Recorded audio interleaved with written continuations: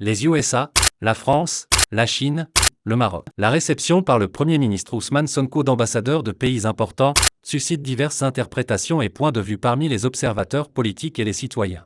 Pour certains, cette démarche de Sonko pourrait être interprétée comme une tentative délibérée de renforcer son influence et de s'affirmer davantage sur la scène politique nationale et internationale.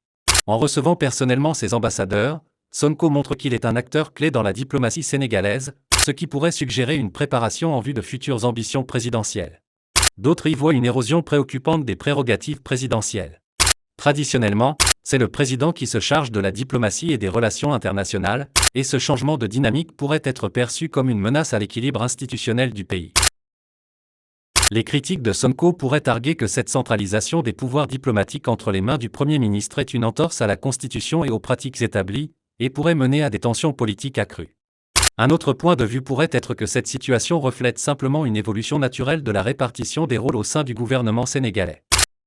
Dans un monde de plus en plus interconnecté, où les rôles et responsabilités peuvent souvent se chevaucher, le fait que le Premier ministre prenne un rôle plus actif dans les affaires étrangères pourrait être vu comme une modernisation des pratiques gouvernementales.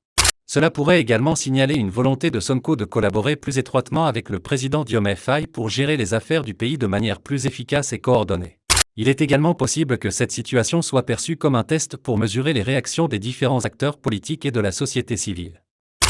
La réaction du collectif de partis politiques, qui a saisi le Conseil constitutionnel et a demandé une manifestation, montre que cette nouvelle répartition des pouvoirs ne laisse personne indifférent et pourrait bien servir de baromètre pour évaluer la stabilité politique du pays.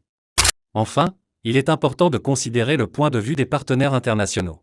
Les ambassadeurs qui ont rencontré Sonko pourraient y voir une opportunité de diversifier leurs contacts au sein du gouvernement sénégalais, et ainsi d'élargir leur compréhension et leur influence dans le pays.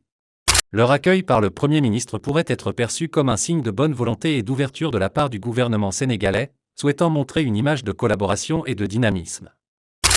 La réception des ambassadeurs par le Premier ministre Ousmane Sonko au lieu du président Bassirou Diomaye Faye peut être interprétée de différentes manières, en fonction des perspectives politiques et institutionnelles.